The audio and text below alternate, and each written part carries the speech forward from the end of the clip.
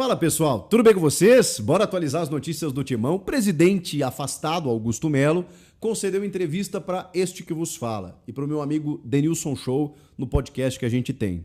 E mais do que novidades a respeito do que vocês já estão carecas de saber a respeito das explicações do Augusto, e eu vou trazer algumas até novas aqui que ele trouxe, eu vou passar para vocês as minhas impressões, né, de quem privou ali da companhia do Augusto por alguns momentos, algumas horas. Conversamos antes da entrevista, durante o papo, né, que já está no ar aí no canal do Denilson, e também depois, e vou aqui relatar para vocês a impressão que eu fiquei, o que eu consegui apurar de novidade por lá, tá bom? Também vou falar da projeção para o jogo contra o Grêmio, nessa última rodada completamente deslocada, né? Depois da data FIFA, antes da pausa, enfim, com o Corinthians tendo muitos desfalques para encarar o Grêmio e tentando se recuperar aí na tabela do Brasileiro. Bom, já vamos falar desse jogo contra o Grêmio. Por que eu falo de uma rodada deslocada? Porque, poxa, não faz nenhum sentido, né? Uma data FIFA que prejudica completamente as equipes, né, que tem jogadores convocados, e o Corinthians tem muitos. Já não bastam as lesões aí os desfalques por lesão, aí você agora tem que contar com ausências também por conta da data FIFA, que é uma mentira, né? O futebol para na data FIFA, uma mentira, porque não dá tempo de logística do cara voltar, desgasta o cara, 48 horas depois tem jogo, às vezes no dia seguinte, então uma falácia, então não adianta nada. Aí o time para completamente, faz um treinamento agora, né, para tentar recuperar alguns jogadores, tudo mais, projeta um jogo que é de suma importância, e depois desse jogo aí para um mês. Poxa vida. Por que a data FIFA não foi colado na Copa do Mundo de Clubes? Enfim.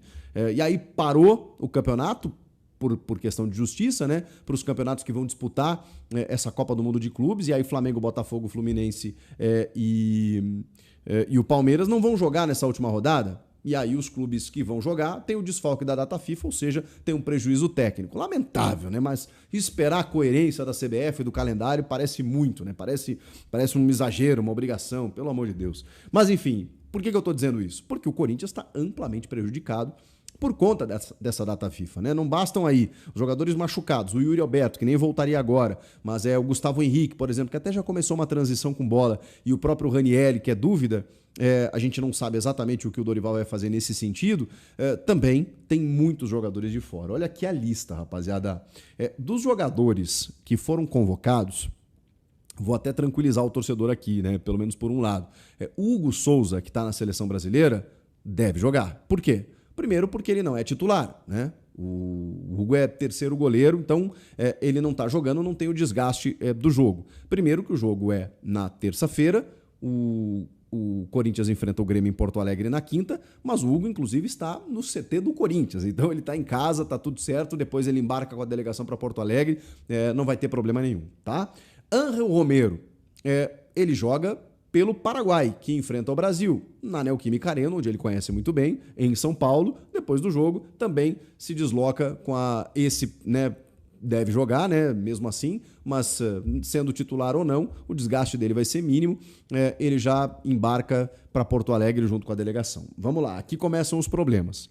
José Martínez. O José Martínez joga pela Venezuela, na terça-feira também, contra o Uruguai. O Uruguai faz divisa com o Rio Grande do Sul, é muito próximo ali do Rio Grande do Sul, 1h30 de voo você está em Porto Alegre. Então, dependendo do desgaste que ele tiver, ele consegue encontrar uma logística para, inclusive, se dirigir diretamente a Porto Alegre e encontrar a delegação. O Martínez não deve ter maiores problemas, tá bom?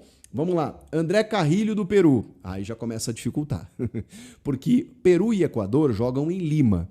E aí tanto o Carrilho quanto o Félix Torres já dificultam um pouquinho. Até porque o Carrilho, ele nem jogou o primeiro jogo porque ele estava machucado, né? Ele nem estava atuando pelo Corinthians, ele foi convocado mesmo assim, e do primeiro jogo ele não atuou. Eu não sei se ele vai jogar esse segundo jogo pelo Peru. Se ele jogar, pior ainda. Se ele não jogar, pode ser que, dependendo da logística, tenha alguma chance, mas é mais difícil, até porque ele já está um tempo parado aí, um tempo sem entrar em campo. Então, o Félix Torres, sim, é um que estava jogando, teoricamente está bem, ele deve atuar pelo Equador, só que aí a logística de Lima já é um pouquinho mais complicada. Então, esse já dificulta. Eu colocaria como dúvida. O Carrilho, quase certeza que não.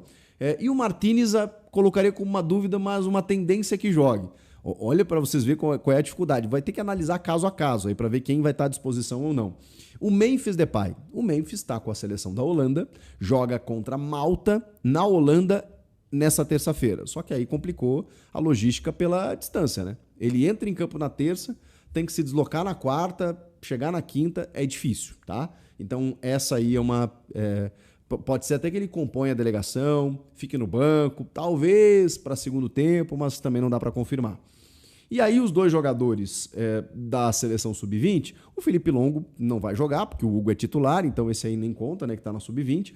E o Bidon, aí sim, esse poderia jogar, só que tem um problema. Os dois da sub-20 estão no Egito. E aí eles jogam 5 da manhã de terça-feira, já devem ter jogado inclusive, e aí o deslocamento dificulta um pouquinho para eles chegarem e estarem à disposição. Então assim, cara, dos que devem jogar aqui... o Hugo Souza e o Romero e o Martínez. Eu colocaria assim, Hugo Souza, Romero e Martínez. O Carrilho, o Félix Torres tem uma possibilidade aí, tá? Mas o Carrilho, o Memphis e o Bidon, eu descartaria. Que coisa, hein? E aí fica até difícil a gente montar o time, mas é assunto para mais para frente aí durante a semana, a gente tenta projetar essa escalação do Dorival.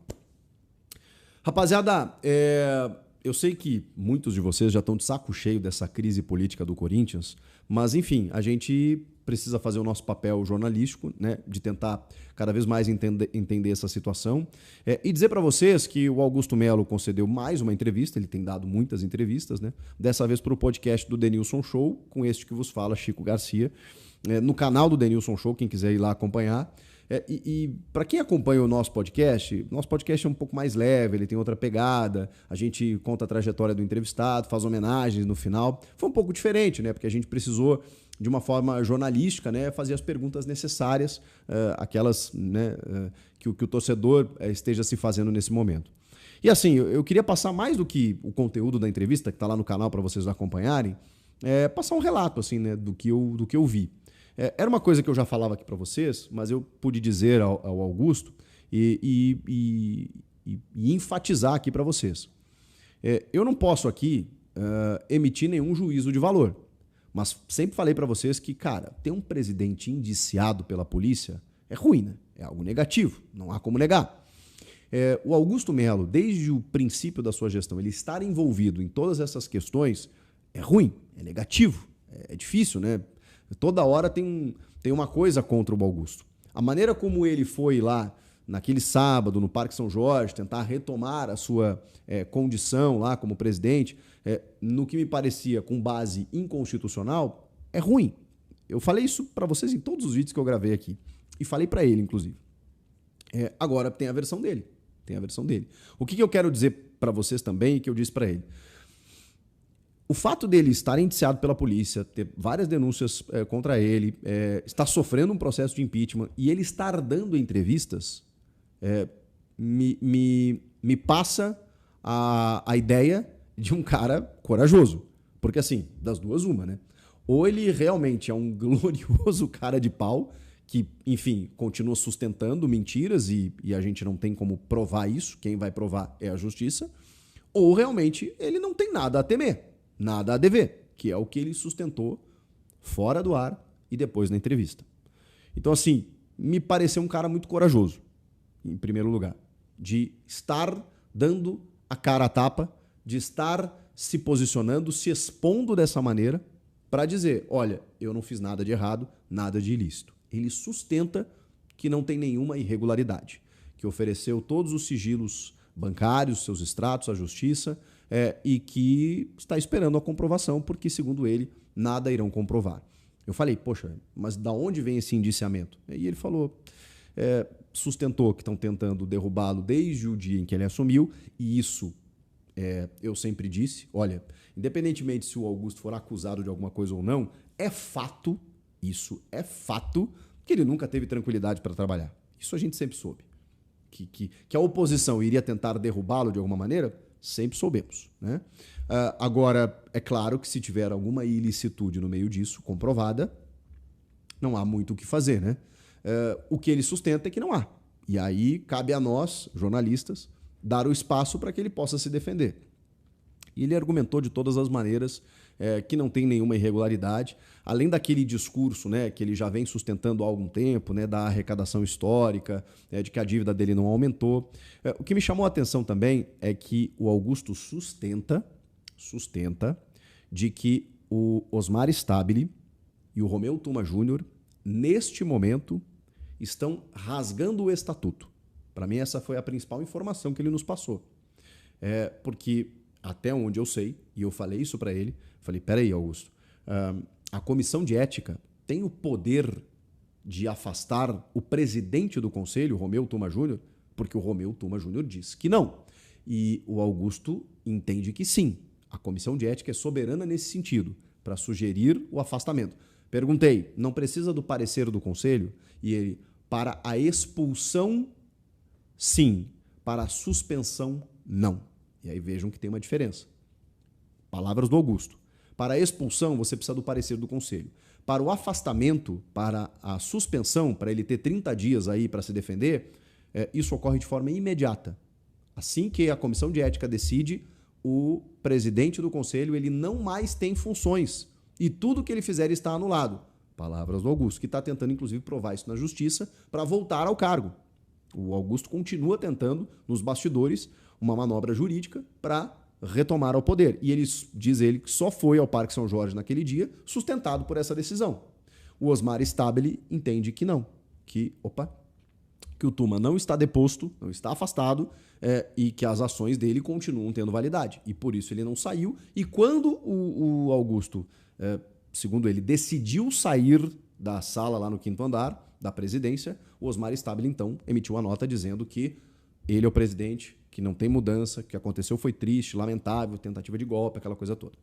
O Augusto insiste dizendo que não é uma tentativa de golpe e que ele está baseado pelo estatuto. Aí é o seguinte, se o estatuto realmente prevê que a suspensão do presidente do conselho ela não depende de um parecer dos 300 conselheiros, e sim por mera sugestão ou parecer da comissão de ética, aí, se isso for verdade, realmente o Tuma está afastado. Estando afastado, a primeira secretária, que é a Maria Ângela, foi lá e reconduziu o Augusto ao cargo. Ele está tentando provar isso na justiça para voltar ao poder. Se ele conseguir, a gente vai saber nas próximas horas, nos próximos dias. Perguntei para ele também se ele está confiante na Assembleia Geral do Sócio no dia 9 de agosto. E ele fala que, inclusive, eles extrapolaram o período, né? Que seria de 60 dias, daria no dia 31 de julho, mas o Stabile aí, o Stabile não, o Tuma, né? Com os 60 dias aí para decidir a Assembleia Geral, extrapolou um pouco, foi lá para o dia 9 de agosto. Ele diz que está assim, que ele confia no sócio, para que ele retome, que ele não vai desistir. Que ele não vai desistir, que ele quer o bem do Corinthians, que ele quer continuar exercendo o trabalho que ele vai exercer. E aí eu perguntei, olha, a diretoria em exercício, ela está fazendo algumas mudanças. Ela tirou o Chicão e o Batata da base, ela mudou a diretoria estatutária, que ok, né, faz parte do estatuto, mas tem mudado todos os diretores, né, enfim, né, tem feito todas as mudanças, mesmo que eles estejam lá de uma forma interina. Agora, tem um temor do Augusto. Eu perguntei para ele qual o medo, porque essa diretoria vai comandar o clube pelos próximos 40 dias. E ele falou que o temor dele é a janela em termos de saídas, não de chegadas. Porque ele diz que para as contratações, por exemplo, ele diz que lá tem pessoas capacitadas para fazer isso, entende as carências e as necessidades do clube, as carências do Dorival, o orçamento que eles têm para trabalhar, que o Fabinho Soldado é muito competente. Então, sobre contratações e janela, ele até não está preocupado. O que ele se preocupa é que daqui a pouco essa diretoria em exercício torre alguns valores do clube. E aí ele sustentou que ele recusou muitas propostas já esse ano pelo Rodrigo Garro, pelo Yuri Alberto, pelo Breno Bidon, e que ele tem medo de que valores muito abaixo sejam oferecidos e que, num desespero, né, por uma questão de caixa, os dirigentes atuais lá aceitem essas propostas. Isso foram alguns dos temas que a gente debateu. Evidentemente que eu perguntei tudo o que vocês querem saber, sobre as contratações em excesso na base, sobre o Marcelo Mariano, sobre o caso da Vaidbet, sobre o intermediário, sobre o indiciamento da Polícia Civil, sobre ele ter voltado lá aquele dia, sobre a Gaviões da Fiel, sobre a vaquinha da Arena, sobre a questão do estádio, sobre a dívida, tudo isso foi perguntado e foi respondido por ele. Salve nação corintiana, tudo jóia? Gente, olha eu aqui de novo, Mineirinho na voz, trazendo para vocês um giro de informações do Corinthians.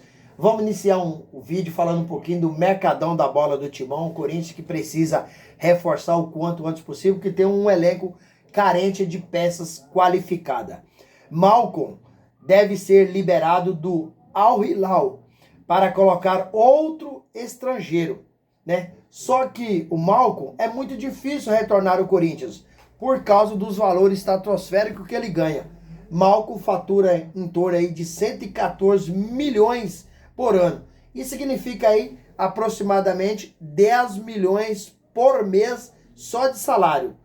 Mesmo sabendo que ele é corintiano, criado no terrão e tem o sonho de retornar ao Timão, nesse momento acho praticamente impossível. Maicon vai aí jogar o Super Mundial de Clube, né? Pelo Al Hilal. Corinthians está estudando aí o mercado, né? Vários jogadores tá sendo ventilado no Parque São Jorge. Por exemplo, Igor Vinícius, Corinthians tem negociação avançada a pedido aí do técnico Dorival Júnior, que já trabalhou com ele no São Paulo e gosta muito do jogador. Patrick, do Novo Horizontino, é outro jogador que está sendo ventilado ao Corinthians, né? Então, Dorival, mas o diretor executivo Fabinho Soldado tem estudado muitas possibilidades do Corinthians fazer contratação, né? A equipe principal do Corinthians tem vários jogadores servindo suas respectivas seleções, né? Como, por exemplo, aí, Hugo Souza na seleção brasileira, o Memphis Depay na seleção holandesa, né? Tem o Romero na seleção paraguaia, tem aí o Carrilho, tem o Martínez, tem também o Félix Torres, né? E sem falar de Felipe Longo, né? E Breno Bidon, que está servindo na seleção brasileira sub-20. Então, o que o Dorival fez? Pegou alguns jogadores da base para treinar na equipe principal. E diz que está se destacando nos treinos. Guinegão e Bahia. São dois jogadores que estão saindo muito bem nos treinos. Tem agradado muito a diretoria do Corinthians e também o técnico Dorival Júnior. Então o Corinthians está de olho e surgiu a informação também que o Vélez Sarsfield acabou oferecendo o seu lateral direito, né, ao Corinthians. O jogador Joaquim Garcia, tem 23 anos, né? Foi oferecido por empréstimo com opção de compra.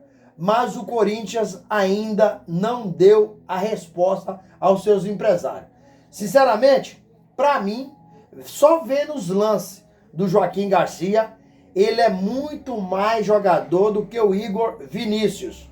Eu não estou entendendo por que o Corinthians quer buscar o Igor Vinícius, sendo que o Corinthians tem um lateral direito, Mateuzinho, que tecnicamente é fraco. Igor Vinícius, para mim, ele tem menos qualidade do que o Mateuzinho. Para mim, o Igor Vinícius empata em qualidade com o Léo Maná, que vai ser colocado em negociação no Corinthians, para ele ganhar rodagem, né? Porque o Léo Maná é muito jovem. Já o Igor Vinícius já tem 28 anos.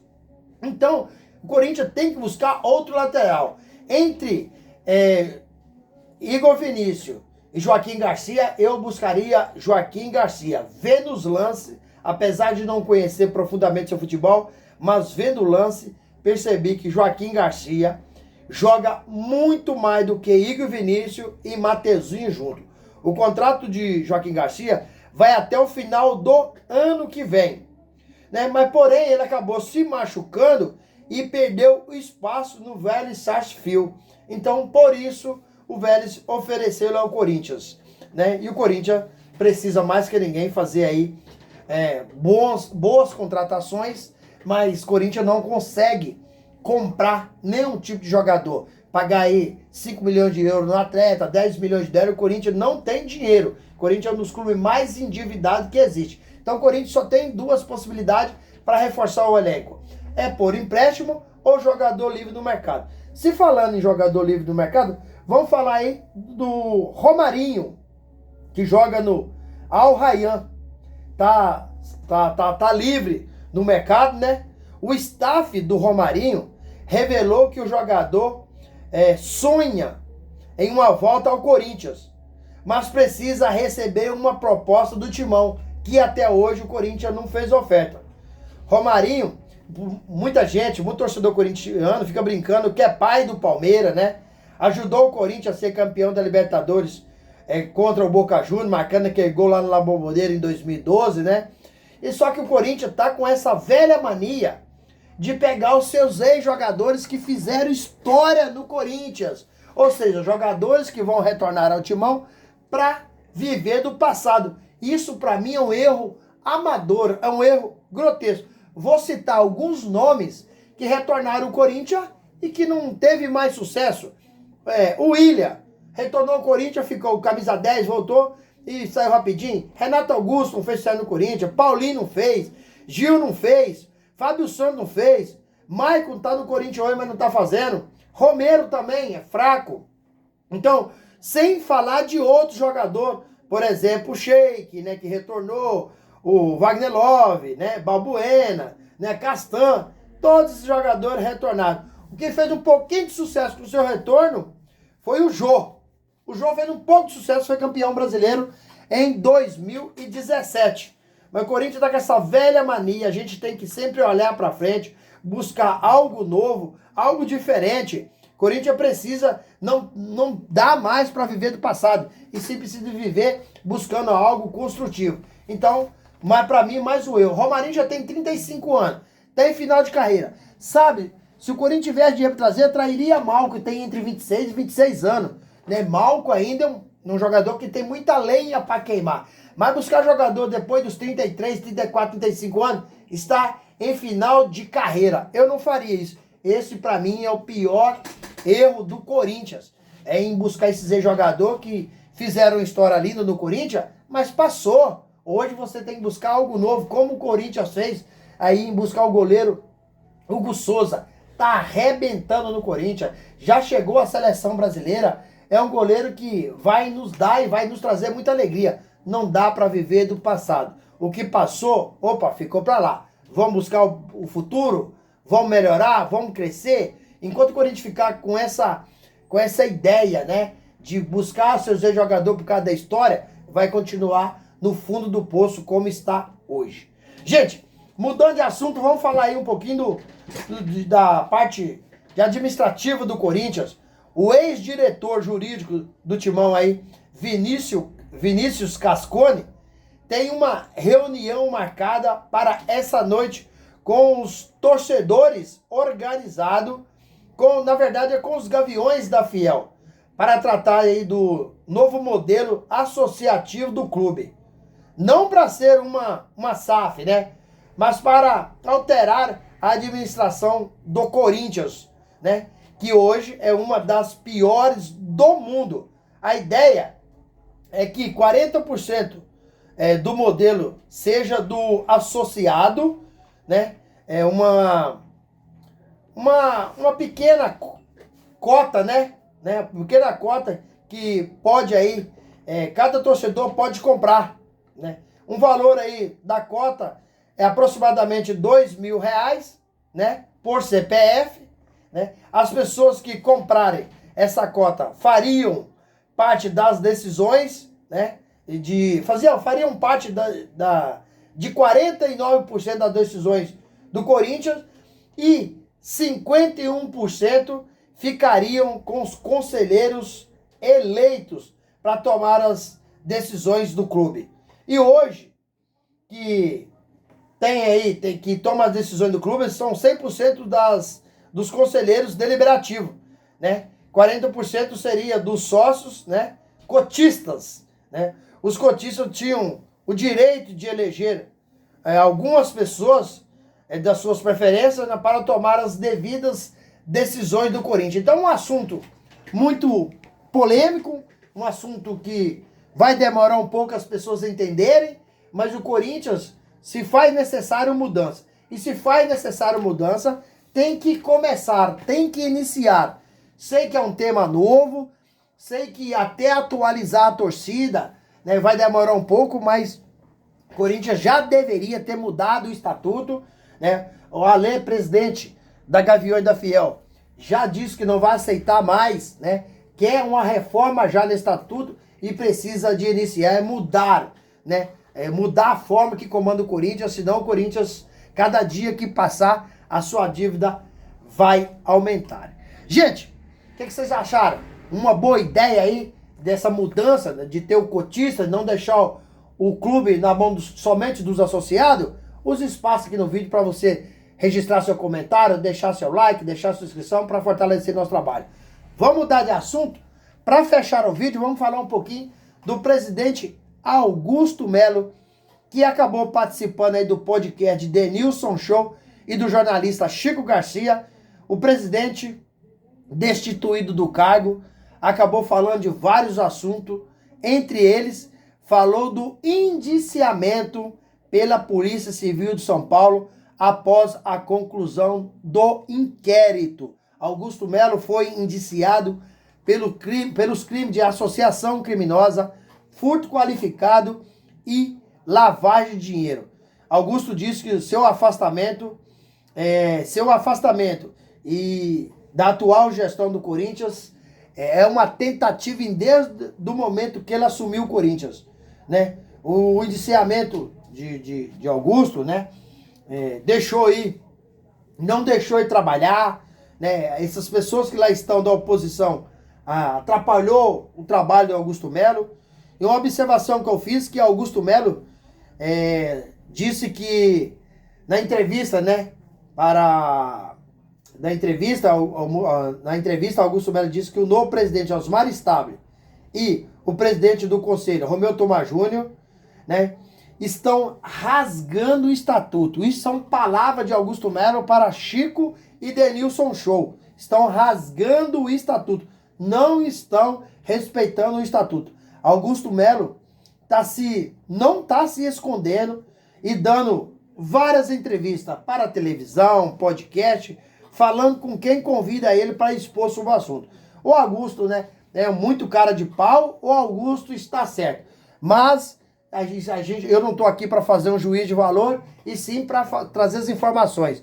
Então, a polícia vai ver se, através da investigação, se Augusto é culpado pelo caso da Vaidbet ou não. Ou quem é culpado. Então, quem for culpado, a polícia, o Ministério Público vai oferecer denúncia e culpar e responsabilizar os devidas pessoas envolvidas nessa situação. Dia 9 de agosto tem a Assembleia Geral do Sócio para ratificar o afastamento do Augusto Melo ou retornar ao cargo de presidente do Corinthians. Complicado, hein? O Corinthians vive uma situação dramática, tanto dentro quanto fora de campo, né, que o Corinthians precisa melhorar o quanto antes possível. Temos competições importantes esse ano ainda. Já fomos eliminados de competições importantes, como aí a pré-Libertadores, o Corinthians foi eliminado para o Barcelona de Guayaquil. Foi eliminado pelo Huracan da Argentina na Sul-Americana. E tem ainda a Copa do Brasil e o Campeonato Brasileiro. Corinthians joga quinta-feira que vem contra o Grêmio, dia 12, dia dos namorados. Já no dia 13 de junho, o Corinthians entra de férias até dia 28, porque aí nesse período vai estar acontecendo a parada para o Super Mundial de Clube. Dia 29, o Corinthians volta de férias, uma férias aí total pro elenco, volta de férias, porque começa a preparação, que assim que terminar o Super Mundial de Clubes, vem jogos da Copa do Brasil. O Corinthians vai enfrentar aí o Palmeiras pela primeira vez em um mata-mata da Copa do Brasil, dia 30 de julho, e na Neoquímica Arena, e dia 6 de agosto é o jogo de retorno no Allianz Parque. Se o Corinthians passar, vai embolsar aí 4.700.000 de premiação, e aí chega a quarta de finais da Copa do Brasil. Então, um jogo difícil, um jogo complicado, porque o Palmeiras é um time muito qualificado. Corinthians hoje, na mão do Dorival Júnior, tá pior do que com Ramon Dias e seu filho Emiliano Dias. Para mim, há uma incoerência muito grande a respeito aí dessa parada, essa férias aí total dos jogadores. Por quê? Se o Dorival Júnior reclamava tanto que não tinha tempo para treinar, agora tá tendo tempo para treinar e Dorival deu essa férias do dia 13 até dia 28. Por que que o Corinthians não ficou treinando durante a semana? E aos finais de semana você dá-se aí o descanso pro jogador para ele ficar com a família, passear, viajar. Por quê? Porque aí o Corinthians poderia treinar segunda, terça, quarta e quinta. Aí descansar sexta, sábado e domingo. Tava ótimo. Dorival pega, não só Dorival, Fabinho, Soldado e toda a diretoria do Corinthians são responsáveis para dessa férias coletiva ininterrupta durante 15 dias para esses jogadores. Então, para mim, o Dorival tá errado em concordar com isso, porque depois essa corda vai arrebentar pro Dorival Júnior. Quando o Corinthians se foi eliminado para o Palmeiras tem um baita de um time, um baita do elenco, muito qualificado. Se foi eliminado para o Palmeiras, essa corda vai arrebentar para quem? Para Dorival Júnior, que corre o risco de ser demitido.